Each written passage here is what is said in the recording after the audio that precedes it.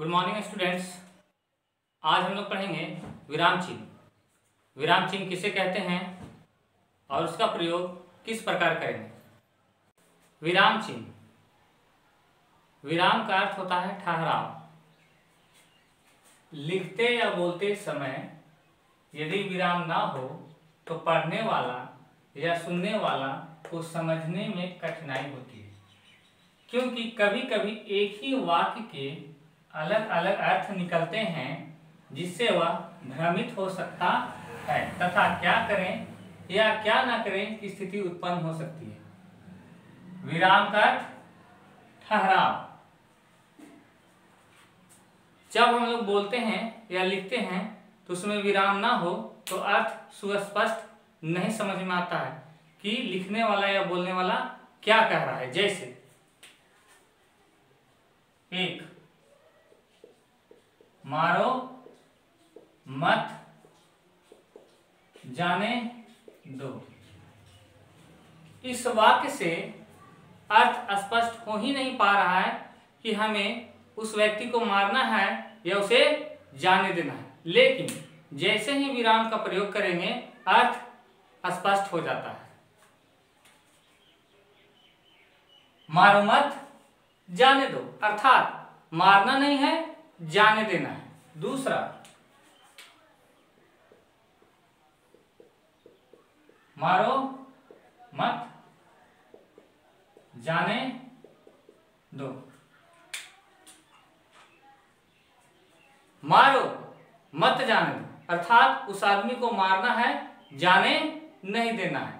इसीलिए हम लोग विराम चिन्ह का प्रयोग करते हैं ताकि अर्थ सुस्पष्ट समझ में आए। विराम चिन्ह के प्रकार। अब हम लोग पढ़ेंगे कि विराम चिन्ह कितने प्रकार के होते हैं। पहला अल्प विराम, दूसरा अर्ध विराम, तीसरा उपविराम, चौथा पूर्ण विराम, पांचवा प्रश्नवाचक, छठा विस्मयादि बोधक, सातवां संयोजक, आठवां निर्देश, नौवां लाघव और 10वां त्रुटि। अल्प विराम चिन्ह है इस प्रकार। अर्ध विराम, उपविराम, पूर्ण विराम, प्रश्नवाचक चिन्ह, विस्मयादि बोधक चिन्ह, संयोजक चिन्ह, निर्देश चिन्ह, लाघव चिन्ह, त्रुटि चिन्ह।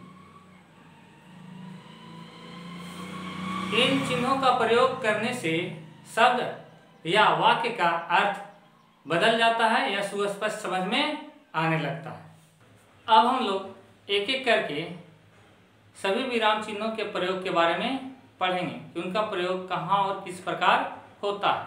पहला अल्प विराम, इसका अर्थ होता है थोड़ा ठहराव। जैसे बोलो, थोड़ा ठहरिए मगर धीरे से, वह दूर से, बहुत दूर से आया था। दूसरा है अर्ध विराम, अल्प विराम से अधिक और पूर्ण विराम से कम ठहराव के लिए इस चिन्ह का प्रयोग होता है। अब क्या करूं, वह रुककर चला गया, अब क्या करूं।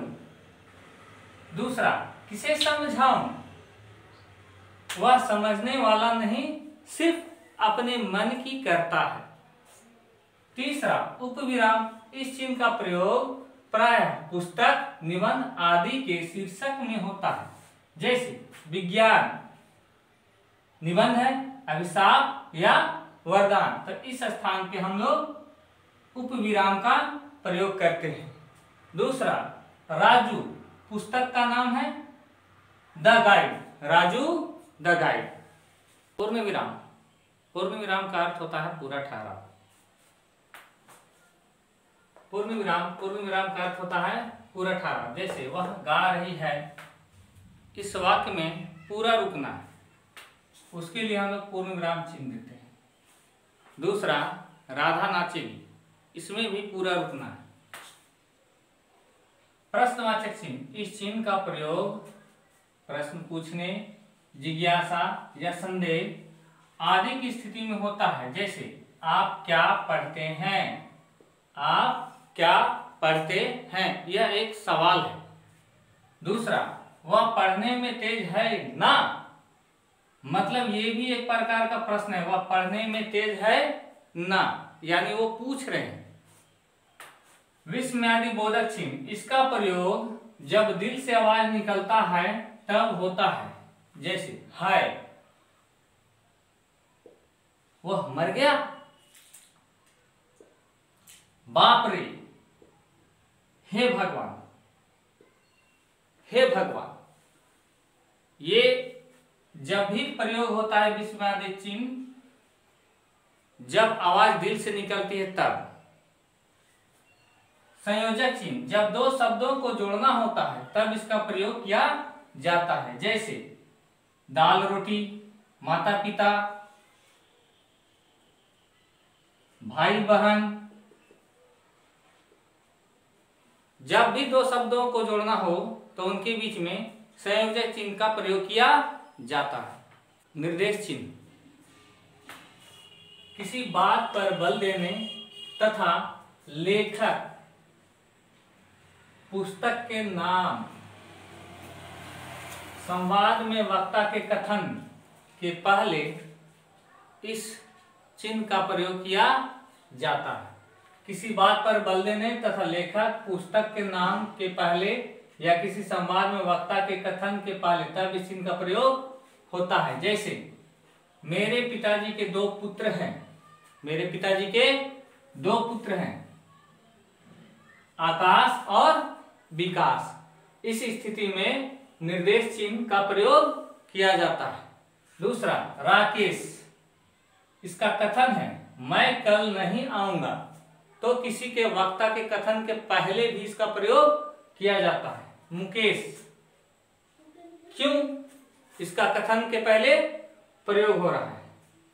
लाघव चिन्ह, जब किसी शब्द को पूरा न लिखकर संक्षेप में लिखना हो तब इस चिन्ह का प्रयोग होता है। जैसे निरंजन कुमार चौधरी, हम कुमार को पूरा न लिख करके छोटा लिखे तो उसके लिए हम लोग लाघव चिन्ह का प्रयोग करते हैं, निरंजन कुमार चौधरी। ग्राम पोस्ट, उसके लिए भी हम लोग इस चिन्ह का प्रयोग करते हैं। त्रुटि चिन्ह, लिखते समय यदि कोई शब्द छूट जाए, कोई शब्द छूट जाए तो उसे छूटे हुए शब्द या वाक्य को ऊपर लिखकर नीचे इस चिन्ह का प्रयोग किया जाता है। जैसे मैं खरीदता हूं, मैं कलम खरीदता हूं। दूसरा, वह रही है, वह गा रही है। इस प्रकार से हम लोग इस चिन्ह का प्रयोग करते हैं।